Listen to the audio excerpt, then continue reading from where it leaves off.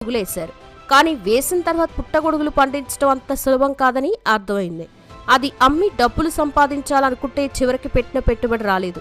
₹1 కూడా సంపాదన లేదట. ఇక ఒక్క రోజుకి ఆయన పారితోషికం చూసుకుంటే సుమారు ₹4 లక్షల పైమాటే ఉంటుంది. టీవీ సీరియల్స్లో పనిచేస్తున్నప్పుడు సినారే కవిత వ్యాఖ్యానం చేసేవారట.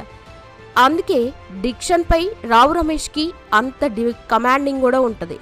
బిబో శ్రీనివాస్, మురళీ శ్రీనివాస్, పంగులూరి శ్రీనివాస్ చెన్నైలో ఆయనకి ప్రాణమిత్రులు. చెన్నైలో తన స్నేహితుడు ఘంటసాల వెంకటేశ్వరరావు తనయుడు ఘంటసాల రత్నకుమార్ ఇచ్చిన ప్రోత్సాహంతోనే ఆయన టీవీ సీరియల్లో నటించారు. మంచి నటులు వేరు, గొప్ప నటులు వేరు. మంచి నటుల వల్ల పాత్రలు హైలైట్ అవుతాయి, గొప్ప నటుల వల్ల సినిమాలకి వెయిట్ పెరుగుతుంది. రావు రమేష్ ఈ 2 కోవలకి చెందిన నటుడు. ఆయన చేసిన కొన్ని పాత్రలు చూస్తే వెరీ ఛాలెంజింగ్ అనిపిస్తుంది. కానీ ఆయన చేస్తున్నప్పుడు